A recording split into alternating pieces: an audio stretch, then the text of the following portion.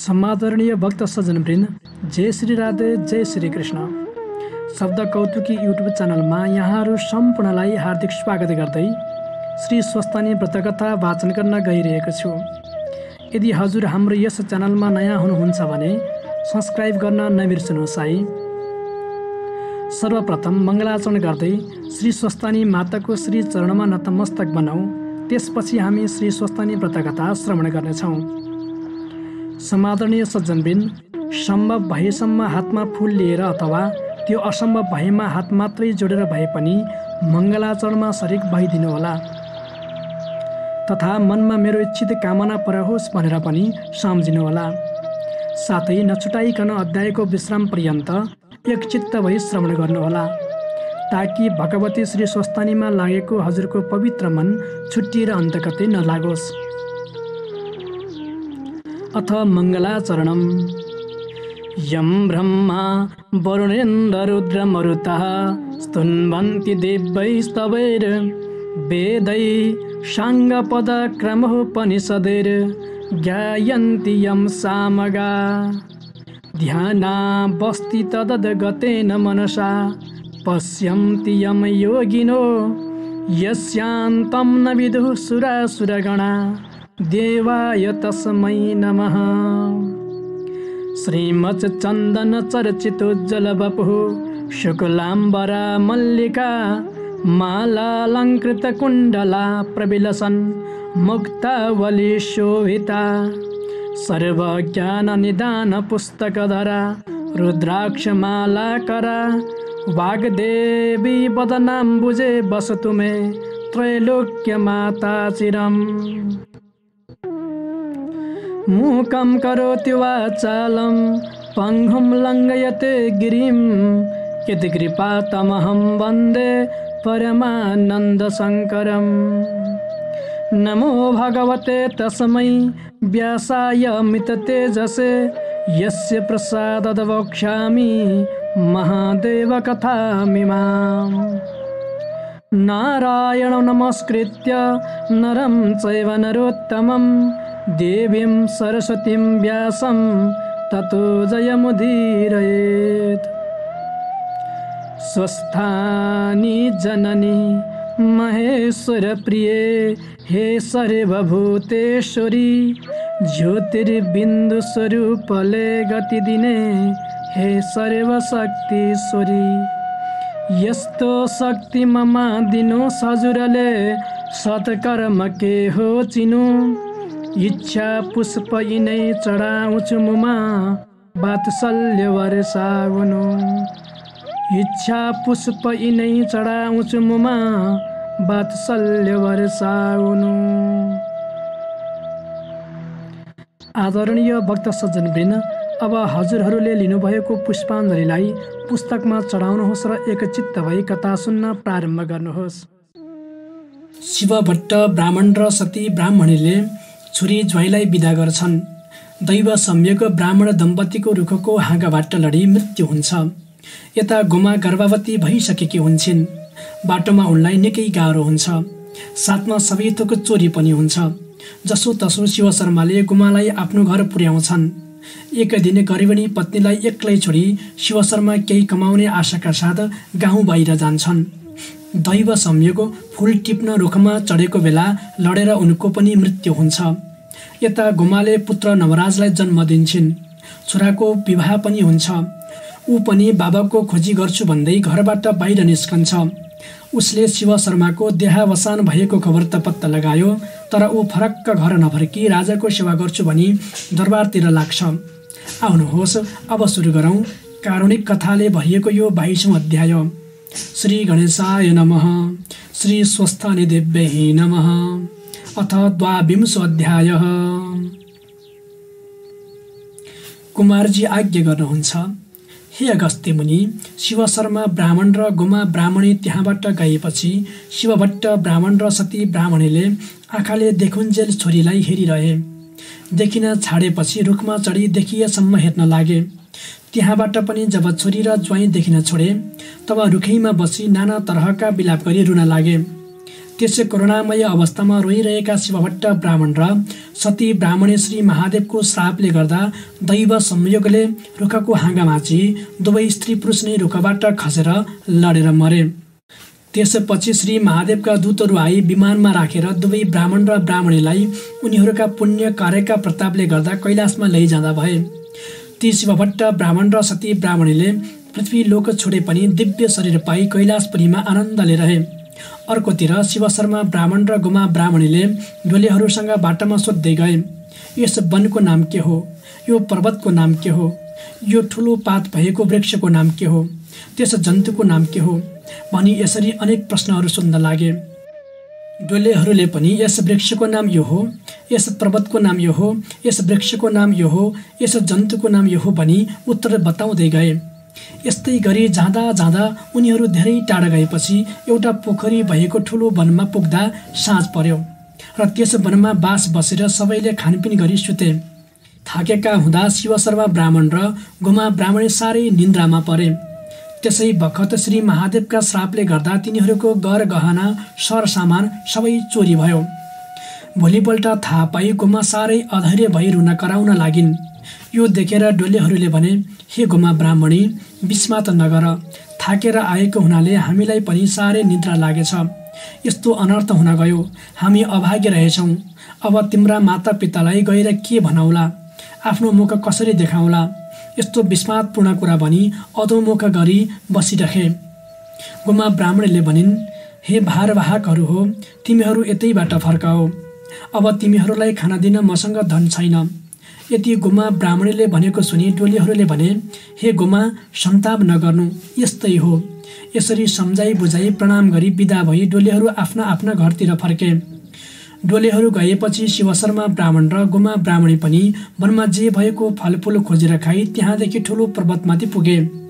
त्यस क्रममा गुमा ब्राह्मणीले भनिन्, हे स्वामी, मलाई अति भोक लाग्यो, हिँड्न असमर्थ भएँ, अब कसो गरौँ। यति भनी बाटोमा लम्पसार भई अल्पत्र परिन्। त्यो दिनसम्ममा गुमा ब्राह्मणी गर्भिणी पनि भइसकेकी थिइन्।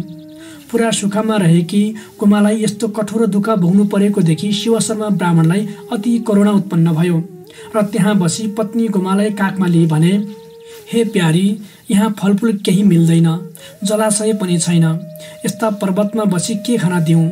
यहाँदेखि अलिक पर फलफुल पनि मिल्दछ, जलाशय पनि छ, त्यहीँ जाउँ, हिँड। यति भनी सम्झाइ बुझाइ हात समाई बिस्तारै गुमालाई उठाएर शिवशर्माले सती ब्राह्मणलाई सुस्त सुस्त हिँडाई डोर्याउँदै लगे। गुमा ब्राह्मणीले मनमनमा भन्न लागिन्, हे हरि, मेरो आज यो अवस्था भयो। यसरी मनमा दुःखका कुरा गर्दै सुस्केर हाले सुस्त सुस्त हिँडी पर्वतका फेदमा पुगिन्। शिवशर्मा ब्राह्मणले गुमालाई फलफुल टिपी ल्याएर खाना दिई पानी पनि पिउन दिएर भने, हे स्त्री, हाम्रो घर पनि आइपुग्यो। यति भनी ठाउँ ठाउँमा बस्न दिएर चन्द्रज्योति नगरका बाहिर पुर्याए। त्यहाँ खरले बनाएको एक छाप्रो उत्पत्ति गरी भन्न लागे, हे प्यारी, हाम्रो घर यही हो। यसो भनी झुप्रातिर देखाए। गुमा ब्राह्मणीले पनि त्यो छाप्रोभित्र गई हेर्दा माकुराको जालो र कसिङ्गर मात्र देखिन्। गुमाले पनि त्यस बखत आफ्ना बाबाको घर सम्झी बहुत अधैर्य भई रुन लागिन्। फेरि गुमाले मन मनमा भनिन्, मेरो कर्मले यस्तै पारिहाल्यो, अब रोई के गरौँ। यति भनी धैर्यशाली भई कुचाले माकुराको जालो मिल्काइन् र कसिङ्गर लगाइन्। त्यति गरिसकेपछि घरमा जे भएको खाई आफ्ना पतिका सेवामा तत्पर भइरहन लागिन्। त्यसपछिको कुरा हो। एक दिन शिवशर्मा ब्राह्मणले आफ्नी स्त्री गुमालाई भने, हे प्रिय, तिमी गर्भिणी भएकी छौ, हाम्रो घरमा सम्पत्ति पनि छैन, आउने पनि केही बाटो छैन। गर्भाधान कर्म केले गरी सुत्केरी हम्काउला, सुत्केरी भएपछि के गरी खर्च गरौँला। यस कारणले म अब परदेश गई कसैसित केही मागी ल्याउँछु। तिमीले आफ्नो शरीरको राम्ररी हेरचाह गर्नु, रोई कराई नरहनु। शिवशर्मा ब्राह्मणको यस्तो वचन सुनि गुमा ब्राह्मणीले भनिन्, हे स्वामी, मलाई यस्ता ठाउँमा एक्लै छोडी कहाँ जान लाग्नुभएको। म स्त्री जातिले के गरौँला, के खाइरहँला, मलाई को देला। फेरि तपाईँ वृद्ध भएकाले एक्लै कसरी पठाउँ। बरु यहाँ यजमान छेउ गई जे दिएको मागेर ल्याई सञ्चय गरौँला। घर छाडेर जाने मन नगर्नुहोस्। गुमाको कुरा सुनेर शिवशर्माले भने, हे प्रिय, ब्राह्मणको कर्म नगरी हुँदैन। 1 महिनामा आइपुग्नेछु। त्यो समयसम्मलाई खान नपुगे चन्द्रज्योति नगरमा मेरा यजमानहरू छन्, तिनीहरूका घरमा गई भिक्षा मागी ल्याएर खानु।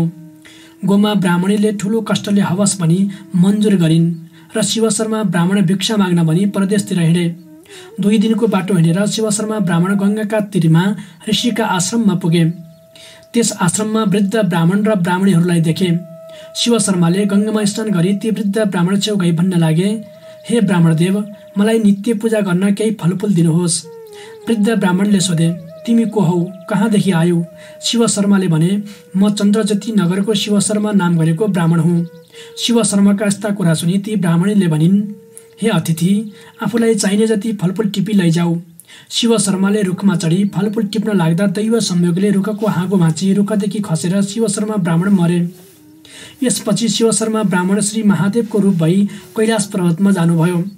धेरै समयपछि श्री महादेव आएको पार्वतीले देखेर सुनको कमण्डलमा जल ल्याई पाउ दोही भित्र लगेर आज्ञा गर्नुभयो, हे ईश्वर, पुरुष जातिहरू पापी हुँदा रहेछन्। राम्री स्वास्नी देखेपछि अरू सबै थोक बिर्सिँदा रहेछन्। हजुरले पनि मलाई बिर्सनु भएको थियो, अब बल्ल सम्झनु भएछ र आउनुभयो।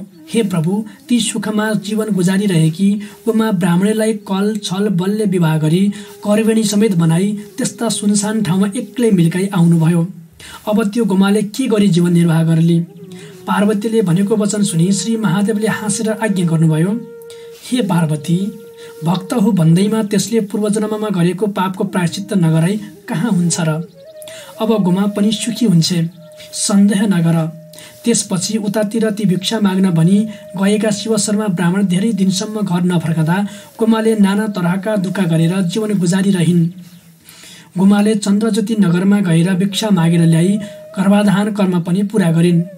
उनको गर्भाधारणको मास पूर्ण भएपछि सबै राजलक्षणले युक्त भएको पुत्र रत्न जन्मियो।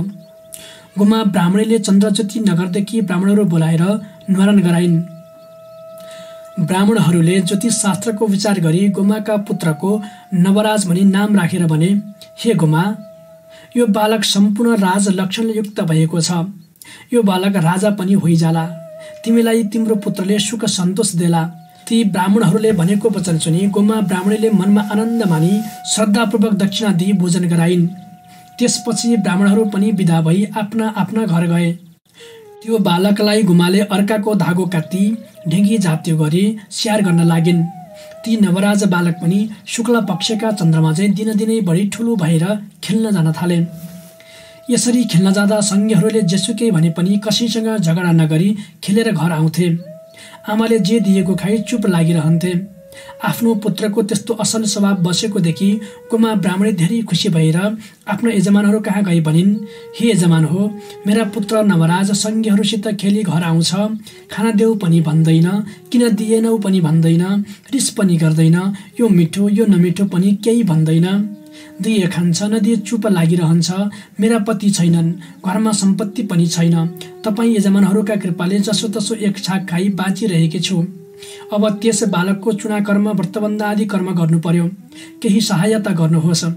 यस्तो गोमाले भनेको सुनि यजमानहरूले पनि आफ्ना आफ्ना श्रद्धाले जे सकेको दिए र गोमाले सम्पूर्ण सामग्री तयार गरी उत्तम उत्तम ब्राह्मणहरू बोलाएर नवराजको चुनाकर्म व्रतबन्ध आदि कार्य गराइन्। गोमाले नवराजलाई वेद पुराण आदि सम्पूर्ण शास्त्रको अध्ययन पनि गराउन थालिन्। एक दिन ती यजमानहरू आएर गोमालाई भने, हे गोमा, नवराजको विवाह गर्ने भए वर्णपुरका अग्निस्वामी ब्राह्मणकी चन्द्रावती नाम गरेकी कन्या छिन्। तिनीसँग नवराजको विवाह गरिदेऊ, सामग्री तयार गर।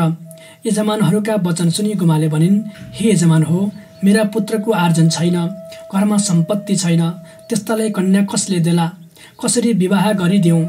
त्यस्ता कुरा सुनि यजमानहरूले भने, हे गुरुआमा, जे चाहिएको सामग्री हामीहरूसँग माग्नुहोस्, हामीहरू देऊला। त्यस कुरामा तपाईँ किन चिन्ता लिनुहुन्छ? यति यजमानहरूले भनेपछि गोमाले मनमनै आनन्द प्राप्त गरी भनिन्, हे यजमान हो, हामी गरिबमाथि तिमीहरूको त्यस्तो दया छ भने कन्याका बाबु आमासित विवाहको कुरा चलाएर पक्का गर। गोमाको वचन सुनेर यजमानहरूले ती अग्निस्वामी ब्राह्मणका घरमा गई विवाह पक्का गरे। विवाहको दिन समेत ठिक गरेर घर फर्की यजमानहरूले गोमालाई सबै खबर सुनाए। त्यसपछि गोमाले अति हर्ष विभोर भई विवाहका लागि चाहिने सामग्री मागिन् र यजमानहरूले सम्पूर्ण सामग्री तयार गरिदिए। गुमाले ज्योतिषीहरूलाई बोलाएर विवाहको शुभ लग्न लेखाइन् र ज्योतिषीहरूले लग्न ठहराई सुदिनमा ब्राह्मणको मर्यादाले नवराजको विवाह वरुणपुरका अग्निस्वामीकी पुत्री चन्द्रावतीसित गराइदिए। धेरै समय बितेपछि एक दिन ती नवराज ब्राह्मण बाहिर खेल्न गएको बेलामा उनका सङ्गीहरूले भने, हे ब्राह्मण, आजसम्म हामी तँलाई नवराज भन्थ्यौँ, अब हामी तँलाई बिना बाबुको छोरा होस् भन्दछौँ, किनभने तेरो बाबु हामीले देखेका छैनौँ। आफ्ना बाबु भए बाबुको नाम के हो हामीलाई भन्। आफ्ना सङ्गीहरूले त्यस्तो कुरा गरेको सुनि नवराजले उत्तर दिन नसकी आफ्नी आमा गोमा छेउ आई आफ्ना सङ्गीहरूले भनेको कुरा सुनाउँदै भने, हे माता, म कसको पुत्र हुँ? मेरा पिताको नाम के हो? मेरा पिता कहाँ हुनुहुन्छ? नवराजका कुरा सुनि गोमाले वर्षाकालमा पानी वर्षे जस्तो गरी आँखाबाट बर्र आँसु खसाली भन्न लागिन्, हे पुत्र, तेरा बाबाको नाम शिव शर्मा हो। त गर्भहीमा छँदा भिक्षा माग्न बनी परदेश जानुभएको थियो। उहाँ आजसम्म पनि आइपुग्नु भएको छैन। के कामले कहाँ बस्नुभएको छ कुन्नी स्थानको पनि केही पत्तो छैन। नवराजले भने, हे माता, त्यसो भए आज्ञा दिनुहोस्, म गएर पिताजी कहाँ हुनुहुन्छ, के काममा हुनुहुन्छ, सबै कुरा बुझिसकेसम्म साथमा लिएर आउनेछु। नवराजको यस्तो कुरा सुनेर गोमाले भनिन्, हे पुत्र, तेरो मुख हेरी तेरा बाबालाई बिर्सिरहेकी थिएँ। अब तैँले पनि छोडी गए म कसको आधारमा बसौँला? फेरि तँ गएपछि तेरी स्त्री चन्द्रावती पनि यहाँ बस्ने छैन, माइत जानेछ। यस अर्थले जान्छु भनी नभन्। यति गोमाले भनेको सुनि नवराजले भने, हे माता, म केही भन्छु सुन्नुहोस्। पुत्रस्य परमो धर्मः पितृद्धार समो नहि पितृद्धारम न कुरुते स्वयं च सुखमिच्छति स्वयाति नरकम घोरम यावत् चन्दार्क मेदिनी। अर्थात् शास्त्रमा यसो भनेको हुनाले छोराको ठुलो धर्म भनेको पितृको उद्धार गर्नु हो। जुन छोराले पितृको उद्धार नगरी आफ्नो सुखभोगको मात्र पछि लाग्छ भने चन्द्र, सूर्य र पृथ्वी रहेसम्म त्यो पुत्र घोर नरकमा पर्दछ। म गर्भमा छँदै जानुभएका मेरा पिता मेरो यो उमेर भयो अझ पनि किन फर्किनु भएन? बाँचके हुनुहुन्छ वा देह छोड्नुभयो? यसको पनि विचार गर्नु पर्यो। देह छोडेको भए निश्चय गरी क्रियाकर्म गर्नुपर्दछ। केही गरी दुःख पाइ बस्नु भएको भए म साथैमा ल्याइ आउनेछु। यति पनि गरिन भने मैले जन्मेको व्यर्थ भयो। हे माता, तपाईँको सेवा गर्ने बुहारी छँदैछ, मलाई बिदा दिनुहोस्। नवराजको यस्तो वचन सुनि कुमा ब्राह्मणी प्रसन्न भई भनिन्, हे पुत्र, त धन्य रहेछस्। तेरो वचन सुनि म अति सन्तुष्ट भएँ, तेरो कल्याण होस्। यति भनेर गोमाले नवराजका कपालमा हात राखी आशिष दिइन्। त्यसपछि ती नवराजले आमाको पाउमा साष्टाङ्ग प्रणाम गरेर आफ्नो स्त्री चन्द्रावतीलाई हराउने कुरा हराई घरबाट प्रस्थान गरे। त्यसपछि ती नवराजले अनेक स्थानमा गई त्यहाँका मानिसहरूसँग सोध्न लागे, शिव शर्मा नाम गरेका वृद्ध ब्राह्मणलाई तिमीहरूले देखेका थियौ? यसरी नवराजले पिताको नाम भन्दै सोधी खोजी गरेर हिँड्न लागे। जाँदा जाँदा एक दिन नवराज गङ्गाका किनारमा ऋषिका आश्रममा पुगेर त्यहाँ वृद्ध अवस्था भएका ब्राह्मणीहरूलाई देखि सोधे, तिमीहरू को हौ? यहाँ किन बसिरहेका हौ? नवराजको कुरा सुनेर ती वृद्ध ब्राह्मणले भने, हे बालक, हामी ब्राह्मण हौँ, वृद्धावस्था भयो, त्यसैले गङ्गामा प्राण त्याग गरौँला भनी आफ्नो घर छोडी यहाँ आइबसेका हौँ। तिमी चाहिँ को हौ? तिमी यहाँ किन आयौ? नवराजले उत्तर दिए, हे वृद्ध ब्राह्मण, म नवराज नाम गरेको ब्राह्मण हुँ। म गर्भमै छँदै शिवशर्म नाम गरेका मेरा पिता भिक्षा माग्न भनी परदेश जानुभएको थियो। अझै पनि घर फर्किनु भएन र खोजी गर्न भनी म यहाँ आएको हुँ। तपाईँले देख्नु भएको भए कृपा गरी बताउनुहोस्। नवराजका यस्ता वचन सुनि वृद्ध ब्राह्मणले भने, हे नवराज, भिक्षा माग्न आएका चन्द्रज्योति नगरका शिवशर्म नाम गरेका वृद्ध ब्राह्मणलाई हामीले देखेका थियौँ। यहाँ आई आफ्ना नित्य पूजा गर्नलाई फूल टिप्न रुखमा चढेका बेला अचानक हाँगो भाँचियो र रुखदेखि खसी तिनी मरे। शिवशर्मका हाड त आजसम्म रहेकै होलान्, त्यहाँ गई हेर। नवराजले ती वृद्ध ब्राह्मणले भनेको सुनि तुरुन्त रुखमुनि हेर्न गए। त्यहाँ आफ्ना बाबाका हाडहरू देखेर अलाप बिलाप गर्दै भन्न लागे, हे पिता, मेरा निमित्त भिक्षा माग्न आएर मेरो मुख नदेखि यस्ता वनमा आई रुखदेखि खसी स्वर्गारोहण हुनुभयो। यो खबर म मातासित कसरी भनौँला? फेरि माताले शोक गरी रुँदा कसरी बुझाउँला? यति भनी नाना तरहको शोक गरी भूमिमा परी नवराज रुन कराउन लागे। केही बेर पछि मनलाई धैर्य गरी सबै हाडहरू बटुली गङ्गामा लगेर संस्कार गरी ब्राह्मणका मर्यादाले 10 कर्म क्रिया गरे। त्यसपछि नवराजले विचार गरे, अब कता जाउँ? घर जाउँ भने सम्पत्ति छैन। यो खबर भन्दा आमाले शोक गरेको मात्र देख्नु पर्नेछ। यस अर्थले कोही राजाको सेवा गरी केही द्रव्य लिएर जाउँला। यस्तो भनी नवराज कुनै एक सहरमा गएर राजाको सेवा गर्न लागे। इति श्रीस्कन्द पुराणे केदारखण्डे माघ महात्म्ये कुमार अगस्त्य संवादे श्री स्वस्तानी व्रतकथायां शिवशर्मा परलोक गमनम नाम द्वाविंशोऽध्यायः सम्पूर्णम्। श्री उमा महेश्वराभ्यां नमः।